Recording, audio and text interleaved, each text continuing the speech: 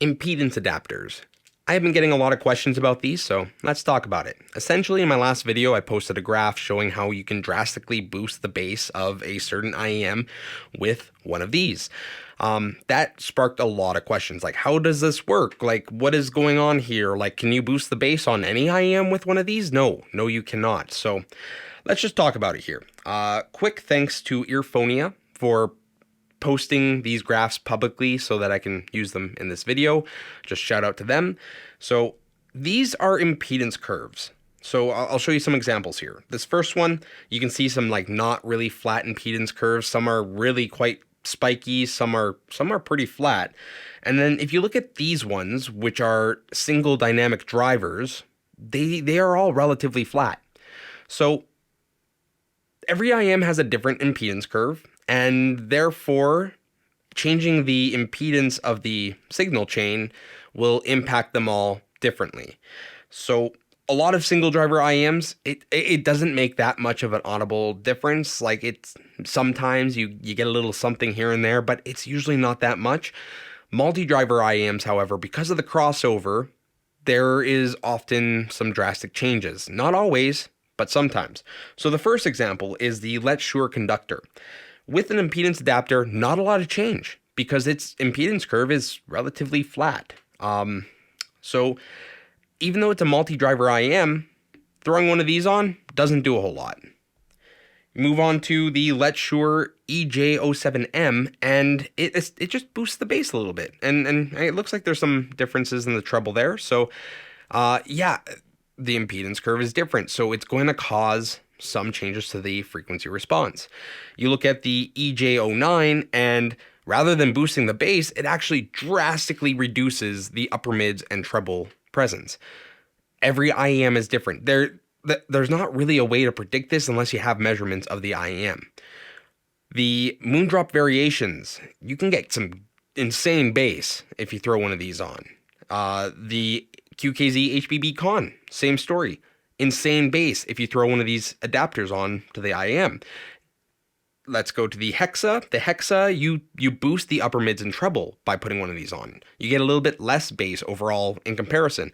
So it really depends on the IEM here. The Truth Year 0, you boost the bass by quite a bit by throwing one of these on. It makes it more listenable for me, just having more of that bass to kind of balance things out. So every IEM is a little bit different. I showed you some examples here. It's not the same across the board. Like, if you throw one of these onto like the 7 Hertz timeless, it's not going to give you some insane bass response. Like, it's not like, oh, just because it gives you a lot of bass on the QKZ HBB Con, it's not going to give you a ton of bass on the HBB Olina SE, right? So like, it really depends on the IEM. It depends on the impedance curve. And I found, like, I got a 75 ohm one here, I got an 80 ohm one here, and I got a 220 ohm one here.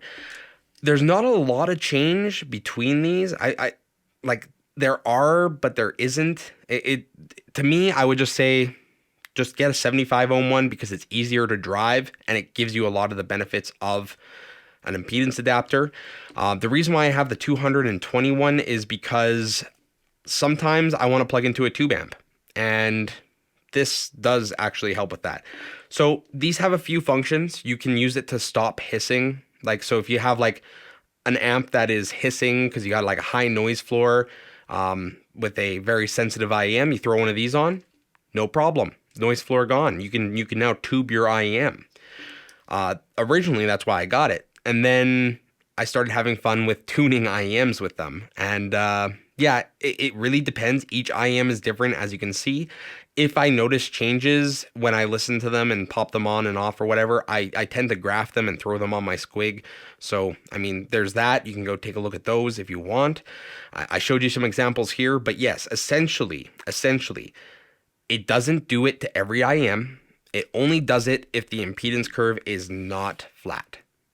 That's how this works. It's not magic. It's just that's how this works. So, yeah, if you have any questions, leave them down below. I'm not sure I'll be able to answer them because I'm not like an electrical engineer or nothing. I'm not all that smart. I just like to play with things. So, I figured it's worth making a video though, because I got so many questions, and rather than, answer a billion questions in the comments. It's just easier to just make a video. So impedance adapters, I do recommend you pick one up. I personally really like this Venture Electronics one that's 75 ohms. I also got these, what are they called? I don't know. I got like an 80 ohm one and a 220 ohm one. I like to have a little bit of a selection when I'm, playing around, and they're relatively cheap. These are relatively cheap, like under 20 bucks for sure. I didn't pay a whole lot for them. So yeah, I do recommend picking these up, especially if you have some multi-driver IEMs. Play around with them, have some fun. Yeah, you never really know, because like when I first got into this, I thought, oh yeah, this will boost the bass on everything, and then I plugged it in, and I'm like, oh wait, I got more treble. What's that about? So I started measuring and looking into it, and yes, it comes down to what is the impedance curve of the IEM. So yeah, if you have any questions, leave them down below. Like, comment, subscribe. Until next time.